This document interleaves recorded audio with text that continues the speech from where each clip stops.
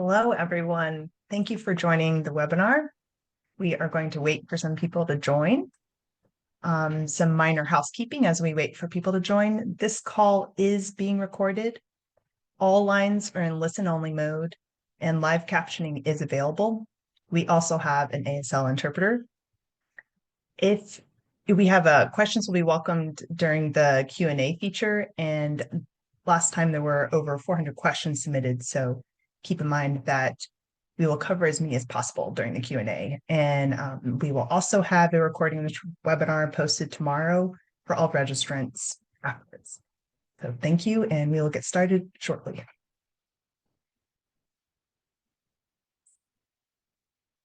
Hello, and welcome to the impact of the elections on charitable nonprofits.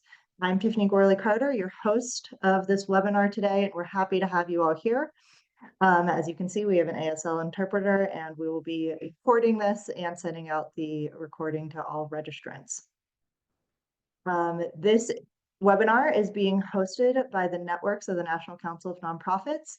We have state associations across the country, and we highly recommend that you reach out to your state associations if you want to hear more about what happened in your local elections and what's happening within your state. So during today's webinar, we have three big parts of the agenda.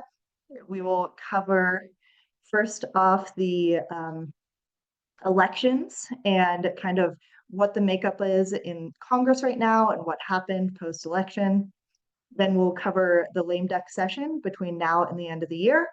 And then we will look at our panel. We have some wonderful experts on deck for us to talk about what they expect to happen next Congress. So for the elections by the numbers, I turn it over to my dear colleague, Jessica Mendieta, Policy Associate at the National Council of Nonprofits, who thankfully actually understands numbers and will be able to explain them better to you than anyone else on our team would be able to. Jessica, over to you. Thanks, Tiffany. So just kind of getting a sense of what we know about the results, starting with the United States Senate. We know that as of November 12th, just a few hours ago, Republicans do have the majority. Right now, it stands at 53 to 47. And tomorrow, the elections will take place for leadership in the Senate. So right now, the finalist for new majority leader would be Senator John Thune from South Dakota, John Cornyn from Texas, and Rick Scott from Florida. But we won't know until probably late Wednesday or early Thursday who will be the next majority leader. And the Democrats, the elections will happen next week. But as of right now, it's looking like Senator Chuck Schumer from New York will remain the minority leader. And just on the committees that we're flagging for charitable nonprofits, where activity tends to happen would be the Finance Committee, Homeland Security and Governmental Affairs, and Health, Education, Labor, and Pensions. As of right now, most of the senators who are right now the ranking members are more likely to become the leads in their committee. And moving on to the House, as of also a few years ago, there are 16 races that have yet to be called, but generally, right now, the makeup is looking 205 for Democrats and 214 for Republicans. To have the majority, 218 would be needed. And that can also change sometime next year because two representatives are likely to be appointed into the administration. So that could also change the makeup by early spring, late winter. If Republicans retain the majority, it's looking like the Speaker of the House will continue to be Representative Mike Johnson from Louisiana and Minority Leader Hakeem Jeffries from New York. And also flagging the committees that affect charitable nonprofits, that will be the House Ways and Means Committee. The leadership is likely to remain the same, and oversight and accountability and education and labor are also looking likely to be the same. But if anything changes, we will continue to share more information so that folks stay up to date on the issues that affect them. But we also want to know what's happening in the states, just because a lot of policies also take place at the state level and are more likely to be impact your nonprofit and your mission. So this is what we know from the National Conference of State Legislatures and what they've been tracking. The makeup in the states But again, we also recommend to follow that resource just to know what's happening at a greater detail. But we also like to end with some things that are worth noting. So some historic firsts and other milestones that we have seen, recognizing that in the U.S. Senate, Senators-elect Lisa Blunt Rochester and Angela Also Brooks will be the first 2 Black women to serve simultaneously in the U.S. Senate. And Andy Kim from New Jersey will be the first Korean-American senator. Moving on to the House, Sarah McBride from Delaware will be the first openly trans member of Congress. And Julie Fedorchak from North Dakota will be the first woman to represent that state in Congress. And also in the states, we note that 13 women would hold governorships in 2025. We're getting to the breakdown with 8 Democrat and 5 Republican. And I guess for the next trivia night, if you see this question come up, we will have 3 Joshes as governors from Hawaii, North Carolina, and Pennsylvania. But now getting into a more serious note, what's going to happen in the next few weeks? Thanks, Jessica. Now we turn it over to David Thompson. He is our Vice President of Public Policy and acting CEO of the National Council of Nonprofits for the next few months. He's also a longtime Senate staffer and previous employment attorney, so can answer all sorts of questions about FLSA and appropriations, which we got prior to the session. David? Thank you, Tiffany. And thank you everyone for joining. This is a very important conversation for us, and we very much encourage your questions because we learn from what you're asking. So please do put your questions into the Q&A and we will track them as best we can. My job is to talk about the transition period between now and the start of the year and the new administration, the new Congress, the 119th Congress. I'm going to talk about the must-pass legislation, nonprofit priorities, policy priorities, some other transition types of activities, and maybe look back into the past. But let me start by talking about what's happening today. The election was only a week ago, and the House is back today, and they're planning on legislating. A concern to the nonprofit sector is they're legislating a bill that's ostensibly an anti-terrorism bill. That part's good. But the legislation treats nonprofits as essentially as second-class citizens, taking away due process rights, turning it over to the Secretary of Treasury to determine whether nonprofits are supporting, quote unquote, supporting terrorism, close quote, and putting on a list, taking away tax-exempt status. I bring it up because that's the sort of thing we can anticipate perhaps over the next 2 years. Nonprofits weren't consulted in advance for this legislation. There have been people reaching out to us and others since the news broke that they were doing this legislation. So this is a very fraught period in that nonprofits aren't seen as the great leaders, the great problem solvers, but seen as part of the problem. So we as nonprofit people have the duty and the opportunity to set things straight. Wanted to just give that opening bit here because this stuff matters to the people we serve. Now, must pass legislation. There are 3 big things that over the next 6 weeks, Congress is supposed to enact. The biggest one is the appropriations, the 12 appropriations bills. You'll recall, well, maybe you recall the fiscal year for the federal government started on October 1st. House has only passed 5 of the 12 appropriations bills. The Senate hasn't passed one of them. And the 2 chambers are $90 billion apart in how much they can spend or how much they plan to spend. So they passed a short-term bill. It's called a continuing resolution to kick the can down the road. That expires on December 20th. What they do is dependent on a lot of things.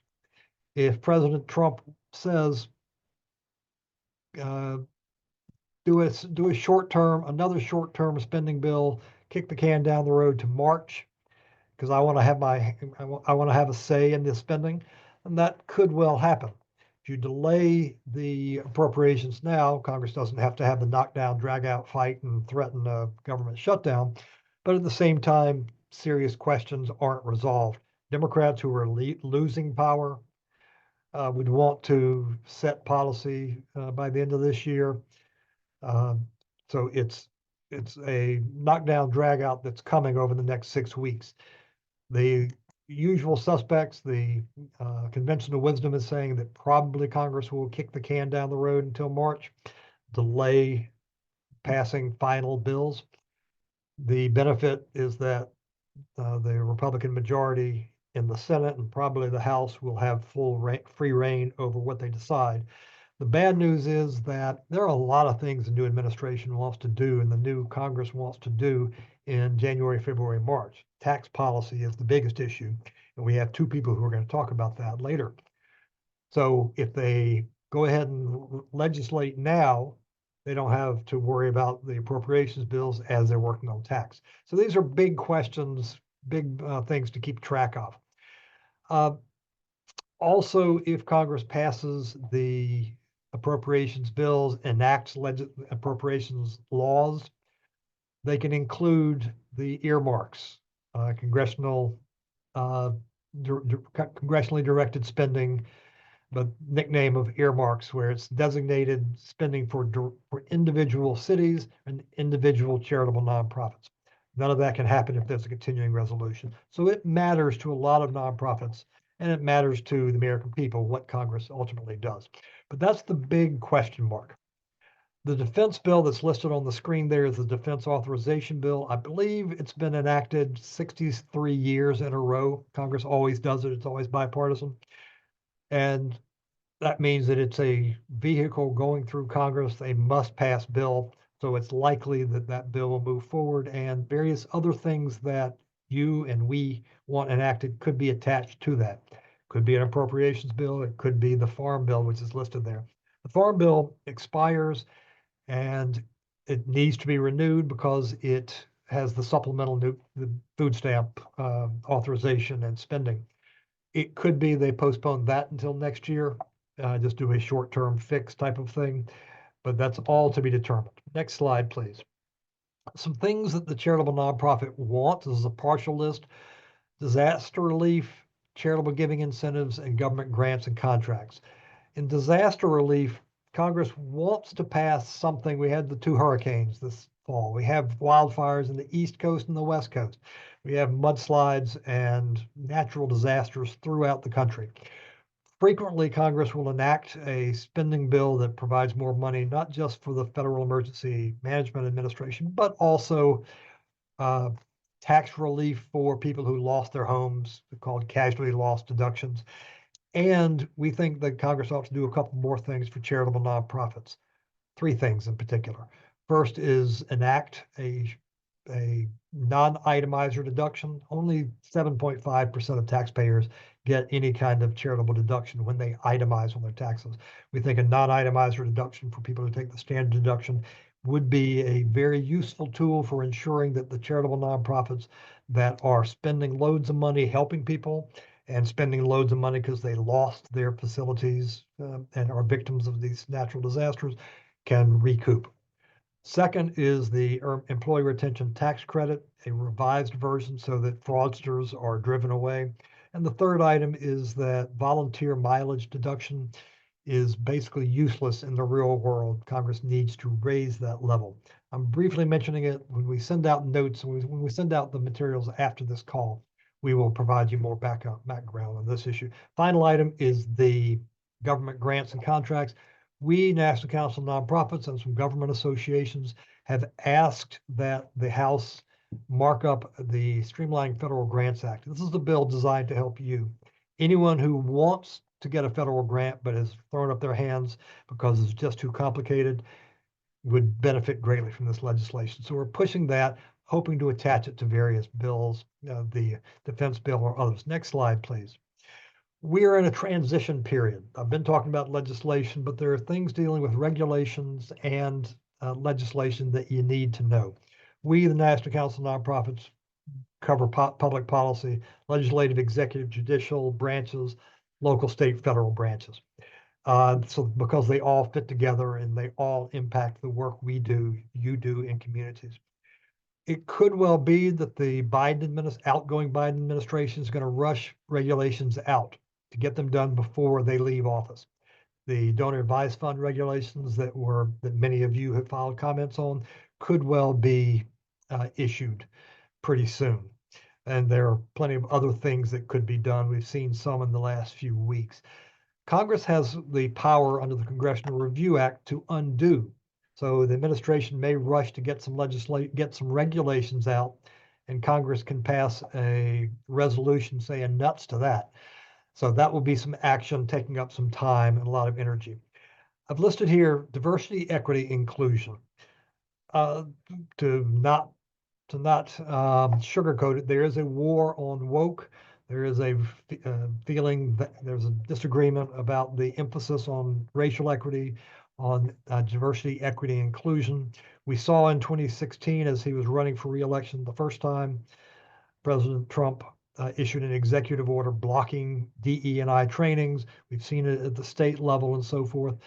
We fully anticipate legislation and executive orders early in the new administration coming in this field and are girding for that.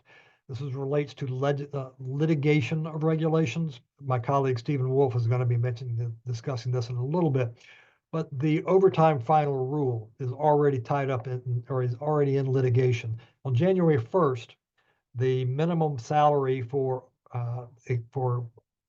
exempt employees exempt from overtime goes up to $58,600 and something per year.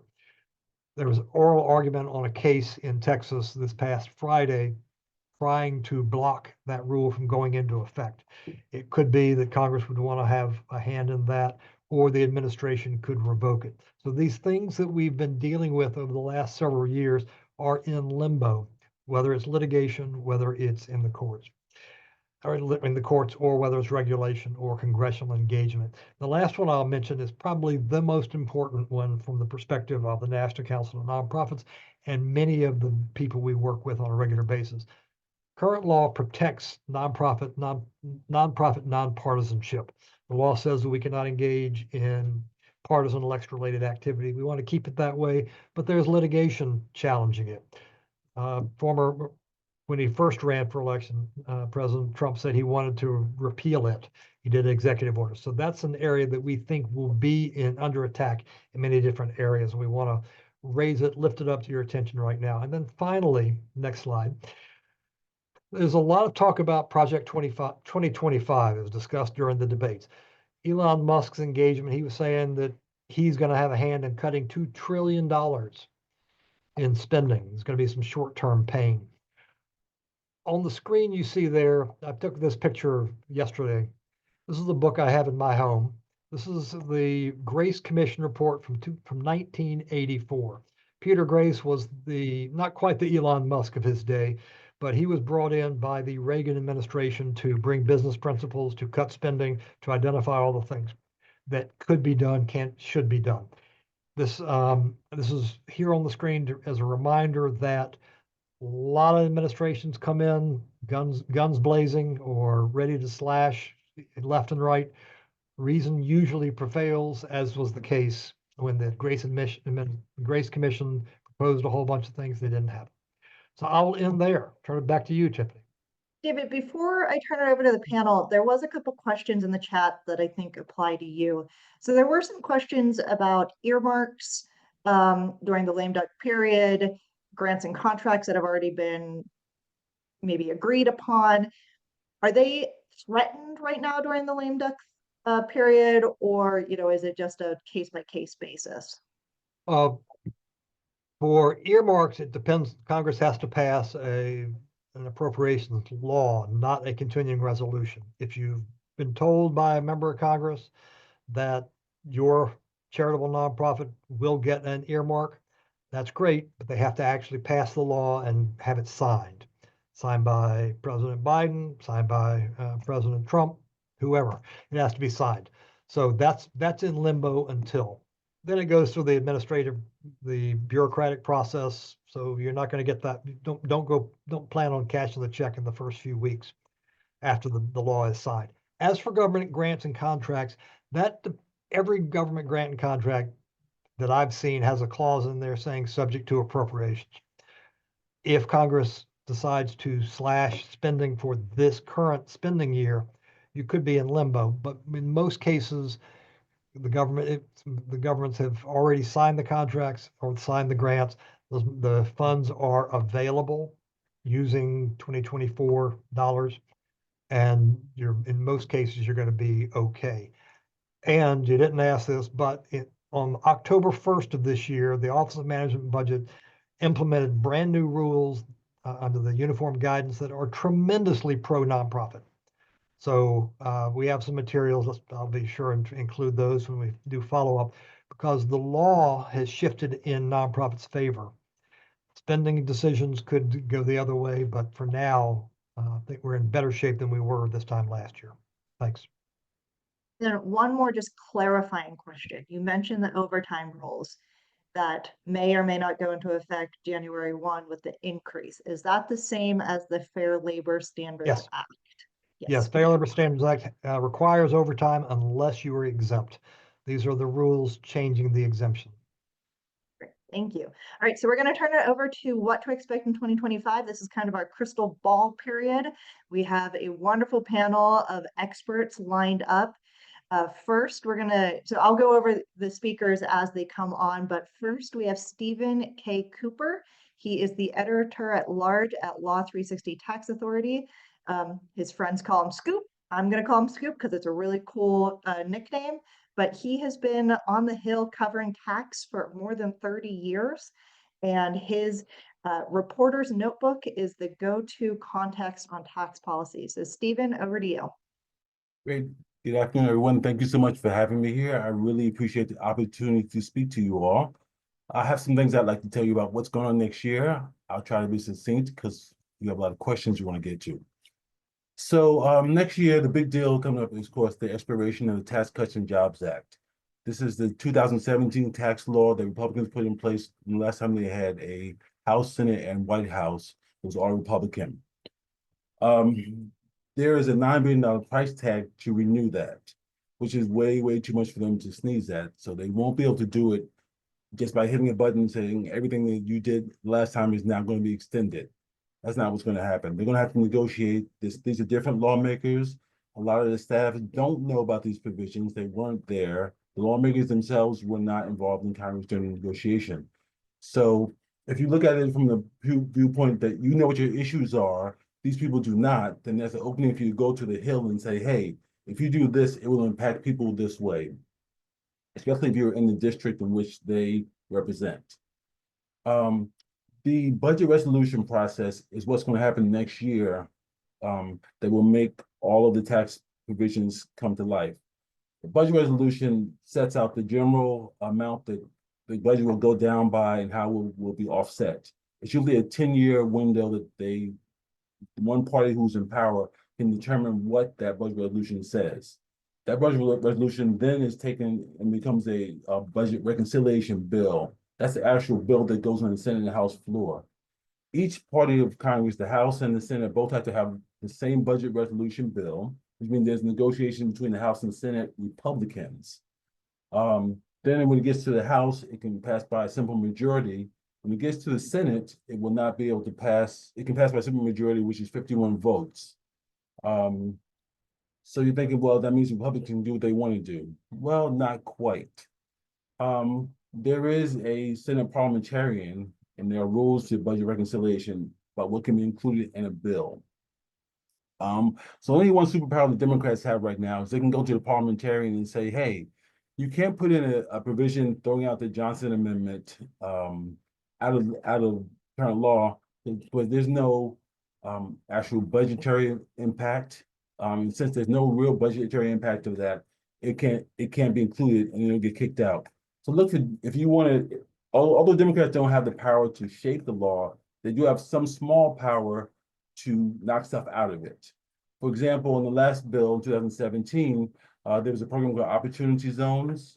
The Democrats were successfully able to knock out the regulations that were included in the law. That meant that keeping track of what the investments is impossible now by the federal government because the bill doesn't include that. It was originally included when we passed the Senate and House Finance Committee, but it didn't make it into the final bill because Democrats used the parliamentary process to knock stuff out. So I say that to tell you, if you're going to go on the Hill to lobby about what's important to you, don't bypass the Democrats because they're not in power, because they do have power to stop things from happening. And little as it may be known, even though Democrats can't vote, these people know each other very well. Some of them know each other for decades, and they do talk in the hallway and they say, hey, this provision will do this thing here. You might want to switch it up. That happened during the debate over the Affordable Care Act. Republicans, although they didn't vote for it, were also in the background telling Democrats, hey, this is what's going to happen. And so the Democrats did make changes, but it just never became part of the official record that went on. So I'm saying don't disregard Democratic input during the next year or so. I do expect that there will be a lot of debate starting now, but picking up tremendously during the next first quarter of 2025. Every new administration that comes into office generally has a tax bill. It's happened every single time I can remember. There's usually a tax bill in the first year of new administration. In this case, they have the Tax Cuts and Jobs Act expiring. So that means there's a double amount of emphasis on getting something passed. I'd say that there are some provisions in that bill which do impact nonprofits and are up for debate now. It's really unclear what's going to happen with them. The state and local tax deduction cap of $10,000. Trump says he'd like to. President-elect Donald Trump says he would like to take that away. He doesn't want that to be in. But Republicans in the House and Senate who live in red states say it's a boon. It's a boon to blue state wealthy Americans who live in rich counties and states, and therefore by getting rid of SALT, it gives them a break that they don't need. So there's some conflict going on between that. So I would expect that on SALT, you may not have an answer to that question anytime soon. I think it's important for nonprofits because to the extent that the Americans have more money in their pockets, the more money they have to give. And so if SALT is repealed, wealthy Americans might have more money, not wealthy, but middle-class Americans and wealthy Americans have more money, they might give more to charities. So I would definitely keep an eye on the SALT debate. Let me just say, reference to a lame duck session that's getting ready to go through Congress right now. You might think that the Democrats and Republicans who didn't get reelected would be ready to get out of office and go home. That is partially true, but they also do have a responsibility to do some work. So you may see a tax cut bill in the last quarter of next month, the latest month, next month, but it's kind of unexpected. I mean, why do something bipartisan right now when you can do whatever you want exactly as much as you can next year? So that's the reason why Republicans may not go for it. The reason they might go for it is because there is some bipartisan agreement on things that need to be changed about the bill. There was a bill earlier in the year that actually made it through the House, made it through the Senate, but then made it to the Senate but got stopped. I mean, it's possible. I wouldn't count on it. I wouldn't count on any tax legislation passing the House and Senate in the next month. Possible, but not probable. For those of you who are considering that the last election where the partisan power changed hands and Republicans took over, and that is the end of the story.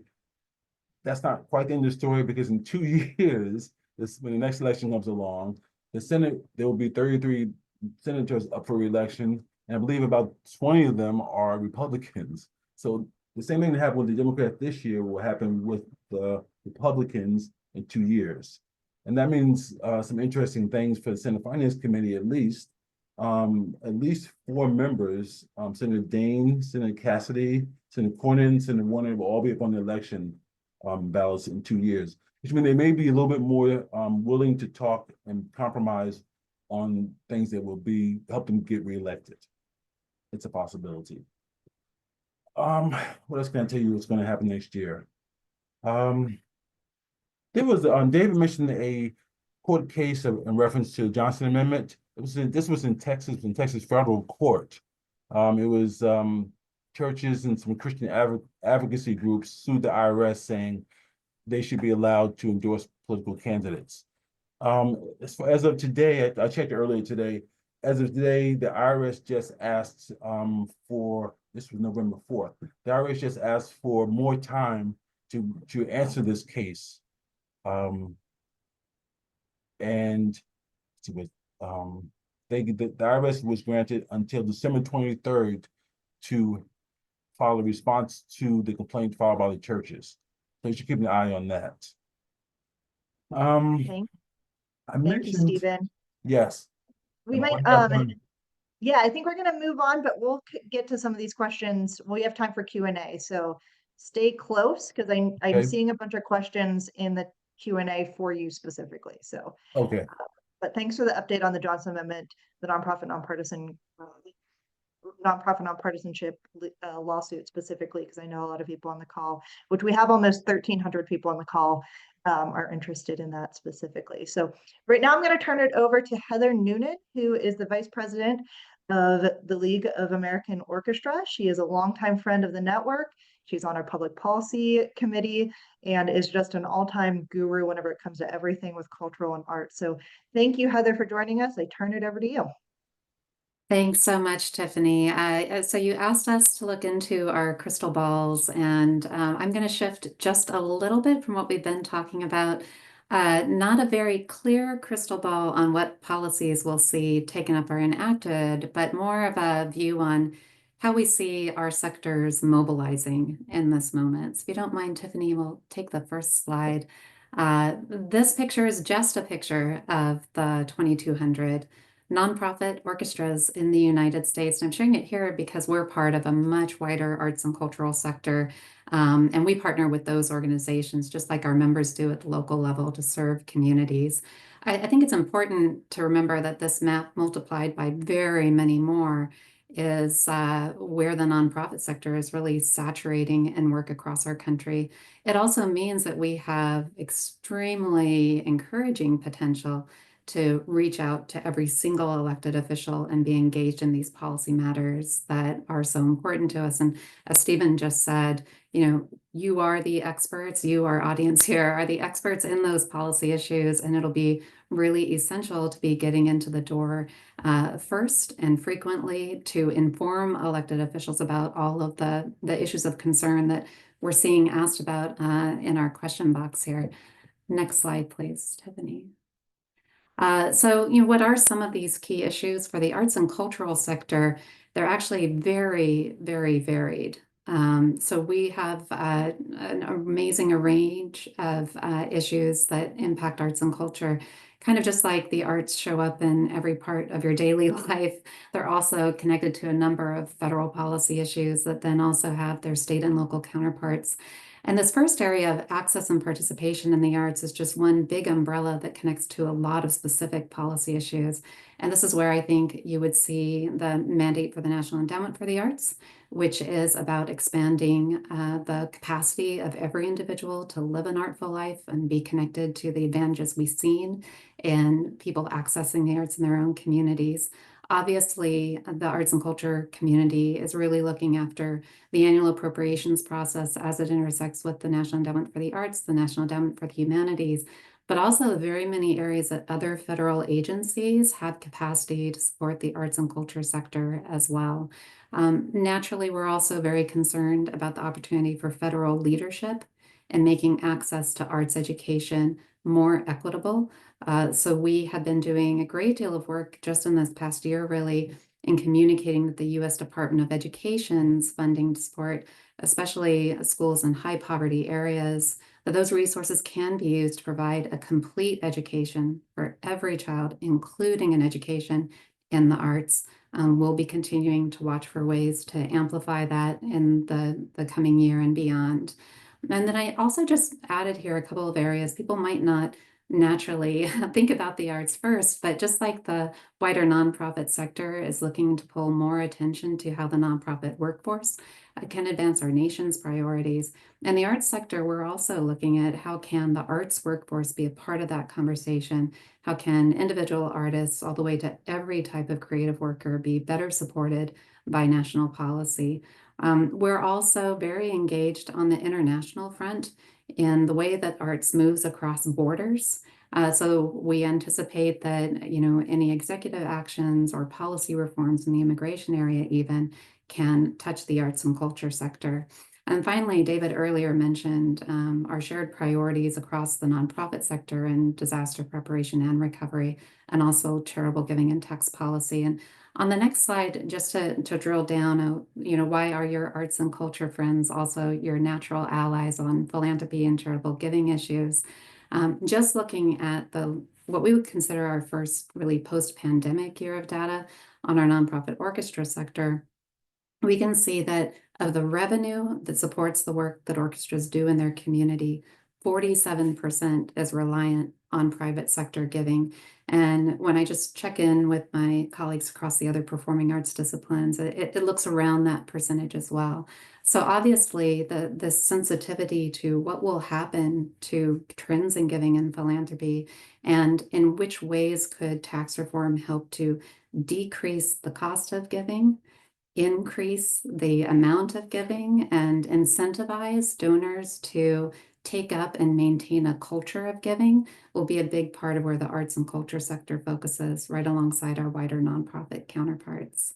On the next slide. So we have just a couple of advocacy strategies that we're going to be promoting with our members and carrying out in partnership with our wider partners at the national level. And one of them is to be sure that we're all joining up with each other in the response to the policy opportunities ahead. For us, we're really encouraging our members not just to be attentive to our calls to action in response to federal policy issues, but to really take note of those state level networks like their state nonprofit association, their state arts alliance, their state education advocacy alliances, and get plugged into those meaningful conversations that are going to happen often more rapidly at the state level than at the federal level. So we have a guide that reminds our members that C3 organizations, not only are they eligible to take part in those policy conversations, but they have a mandate to get engaged in the issues that matter.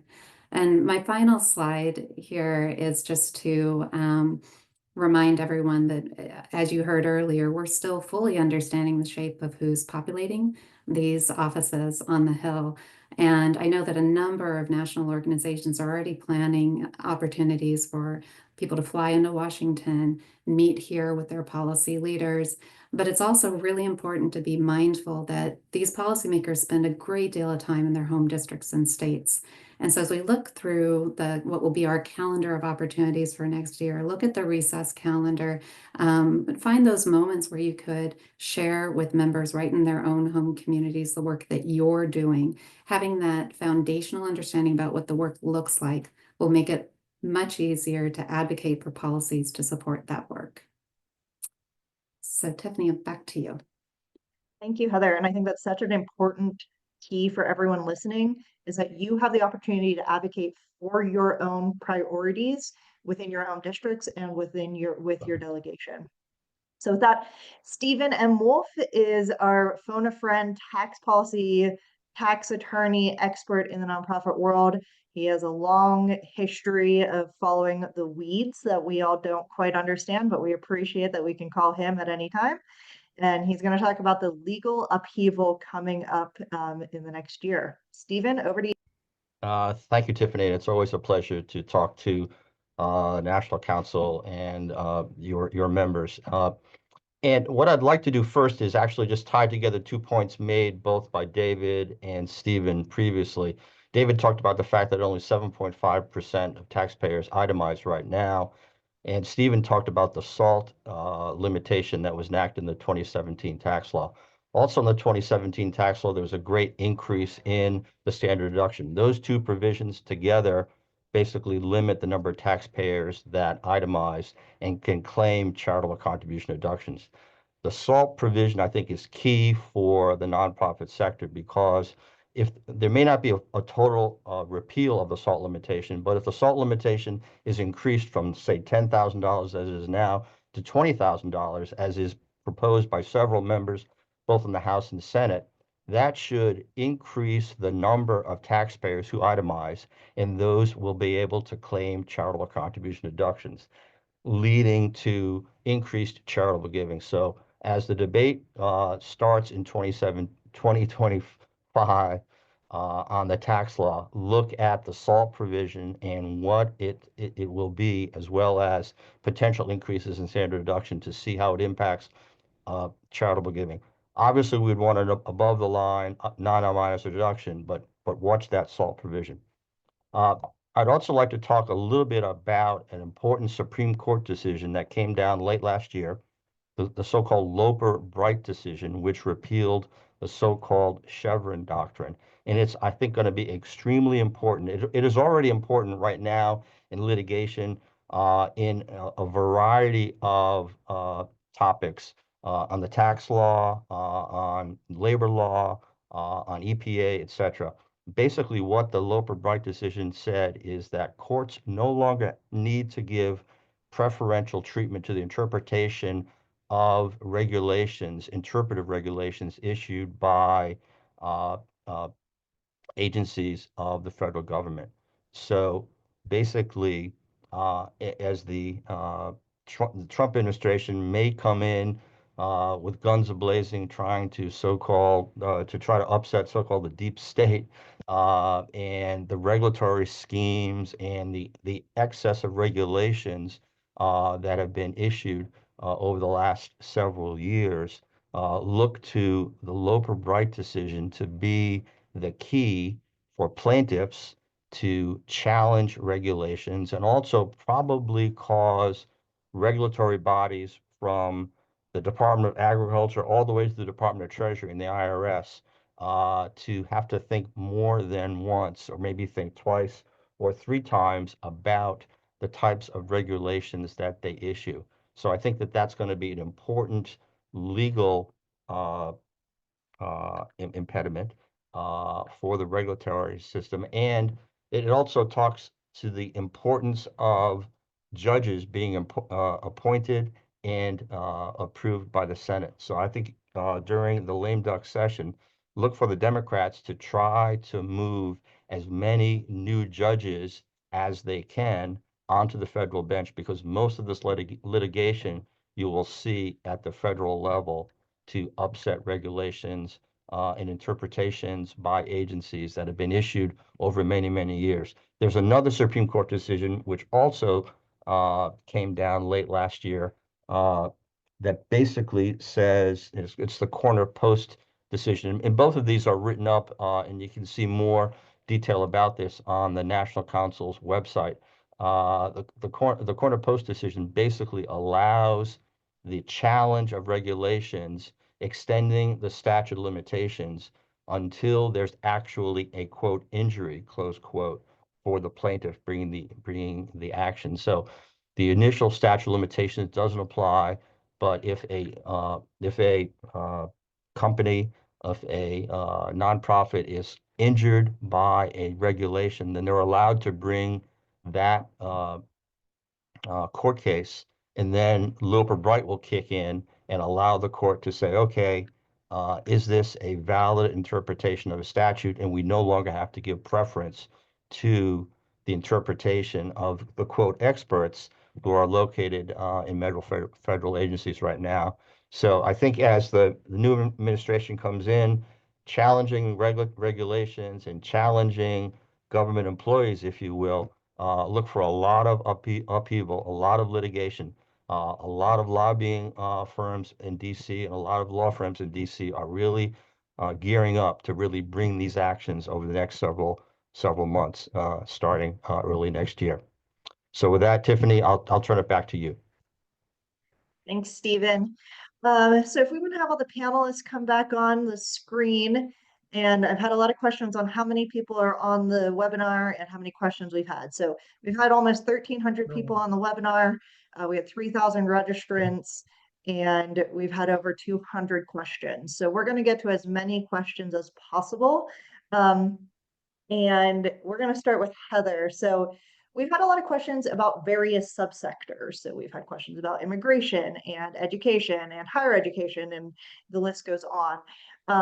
from your perspective on the cultural take, you know, what do you think the impact of this election is going to be on the cultural sector? You can talk to other sectors if you want, and specifically about fundraising. So if fundraising hasn't kept up with inflation, or trying to keep talent in your field, you know, what do you think the outcome of this election is going to have an impact on your area?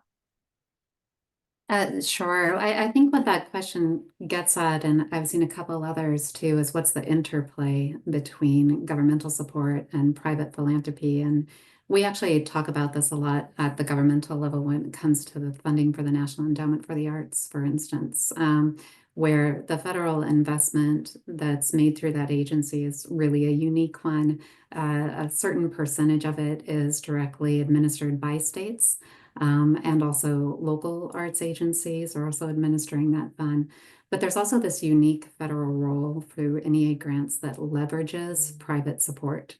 So what we find is that those grantees are leveraging that federal investment to attract even more private giving. And that kind of goes to the revenue pie I described of how important the private philanthropy is. The NEA and also other federal agencies beyond the dollars given also have an important leadership role to play in research, special projects and initiatives that then get leveraged at the state and local level. So I think with these federal agencies, you often see an impact far beyond that direct grant-making dollar.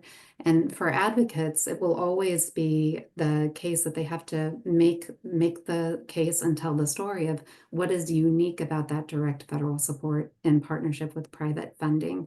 So we've seen in prior administrations where there was a threat, for instance, to funding for the cultural agencies, that once that story was well understood, we saw gains year over year in bipartisan support for the NEA and the NEH, enough gains, in fact, to result in increased funding in years where there was a threat to the existence of the cultural agencies. So just kind of to bring it back to a strategic part of this conversation, always talking about the interplay between direct federal support and private philanthropy is important. And animating that with stories of things that are happening right there at a local community level can really persuade policymakers to see the advantage of that unique relationship and partnership. Thanks, Heather. So keeping on this conversation about partnership with philanthropy and fundraising, especially during this budget period and the tax debate. So Stephen Woolf and Scoop, if you're still on the line, if you want to weigh in on this, the big question is, will tax cuts remain in place or increase? And then how will that affect philanthropy, giving? You know, is this a way that philanthropy can support budget cuts for nonprofits and kind of that interplay? Stephen Woolf, I'll turn it to you first. Well, I think it's always difficult for private philanthropy to really take up the entire financial burden of the nonprofit sector. There is a need for government programs and government funding, but clearly, as Stephen talked about earlier, if there are more dollars in the hands of taxpayers, then they can be more generous and they can give more to charity, and that sort of leads to several studies that have come out recently, which show, unfortunately, the number of donors is going down. And I think for the first time last year, it was households were below 50% who actually gave to charity for the first time ever. However, actual dollars to charities actually went up.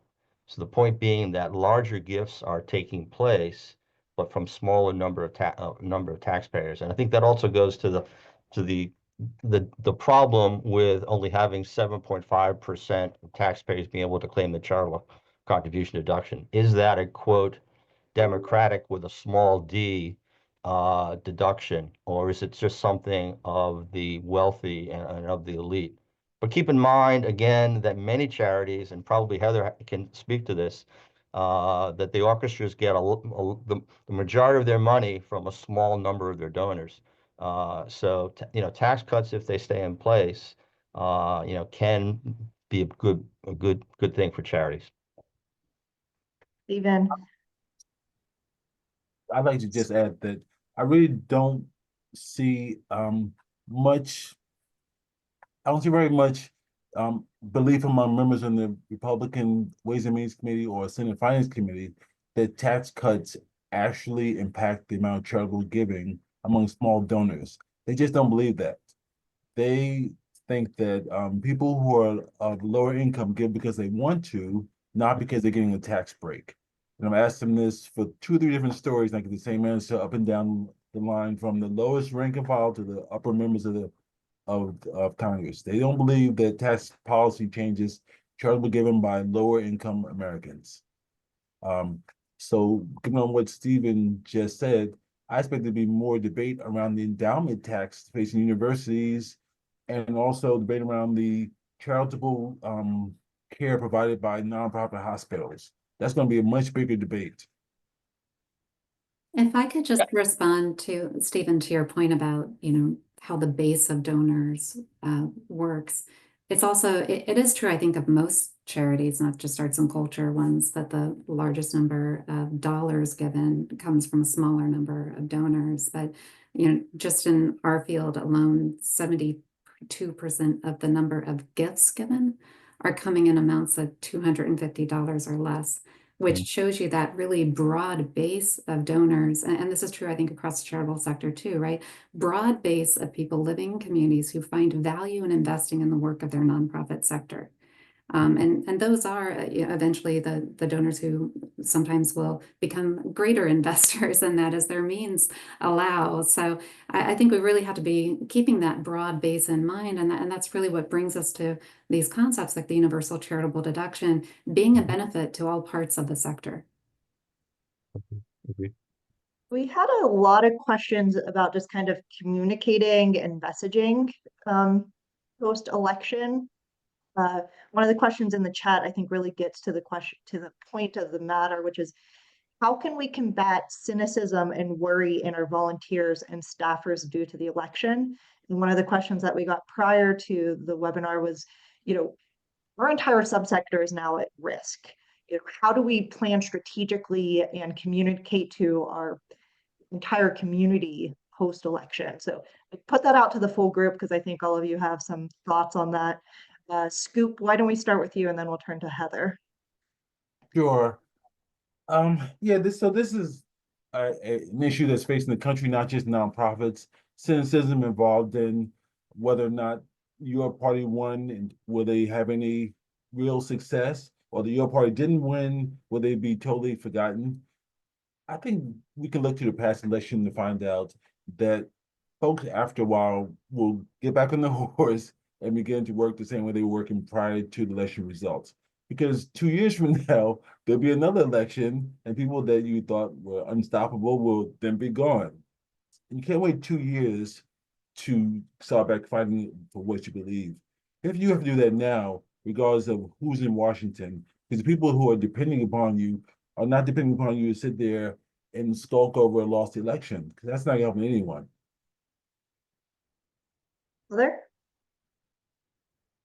Yeah, I think that we've seen so many of these very polarizing election cycles, and it kind of casts elected leaders as being really one-dimensional in nature, and they aren't, and that neither are the staff that work for them.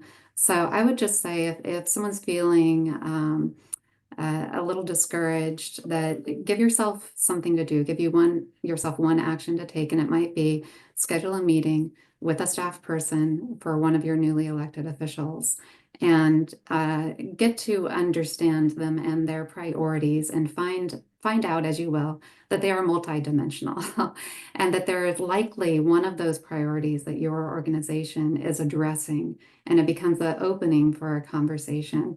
The other thing I hear a lot of advocates discover in their first attempts at this is they start to feel a lot of courage about the fact that, again, as Stephen said earlier, I love this concept for us to embrace. You are the expert in the needs of your community that you are serving. And when you're in those dialogues, you can really find some agency, find a voice.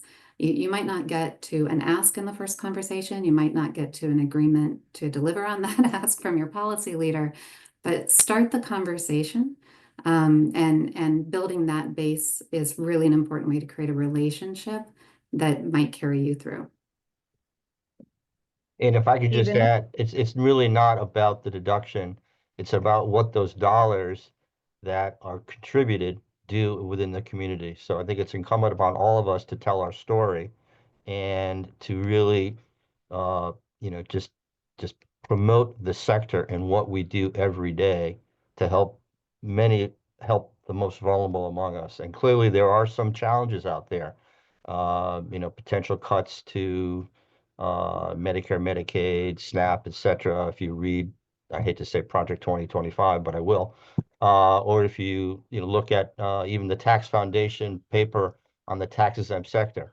Uh, but I think the vast majority of the people on this call are in the field and in the trenches every day doing the work that needs to be done. And those dollars are so, so essential, both the dollars from the government and government contracts, as well as dollars that are contributed by taxpayers.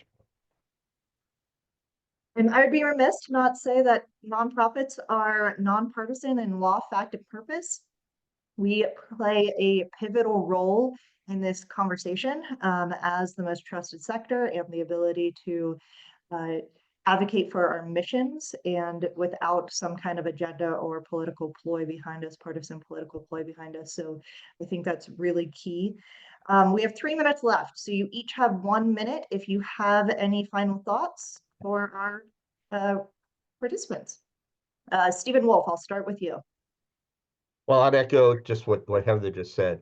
Uh, you know, uh, I think again, it's incumbent upon all of us to tell our story, to advocate, and to move the sector forward.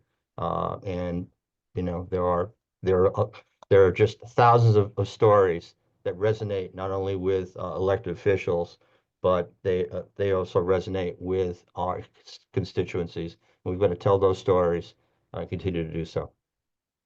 Heather? Yeah, just a huge thanks to the National Council of Nonprofits for bringing us all together like this, and to my colleagues here in Washington, D.C., who spend lots of meetings and strategy sessions thinking about how we can work collectively together. It's really that collective action that will make a difference in these policy discussions ahead. So if you haven't already found your partners at the local level and at the state level or tapped into these national networks, please do that now, because we will be looking forward to all of your help. And Scoop, you get the last word. Thank you so much for inviting me. I really appreciate it. My last word is on behalf of my profession of journalism.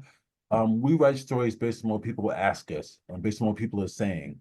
So if you want your story told in the media, whether it's the small newspaper next to you or the Washington Post or New York Times, whatever, you have to talk to reporters. We get paid to talk to you guys. Please call, email, write the reports you read and say, here, this is a story that's going on in my industry. Please write about it. They may not get to it tomorrow or next week, but if it gets on their list, they will get to it. They don't know about it unless you tell them about it. So don't sit home and think, oh, the media is not going to work right and no one's going to tell our stories. Your opportunity to get stuff told to a larger audience is just by picking up the phone, sending an email, or calling or telling someone you know, this is a story. There you have it, everyone. Get your voice heard. Heather gave us a masterclass on getting involved in advocacy, and Scoop just gave us a masterclass in reaching out to the media.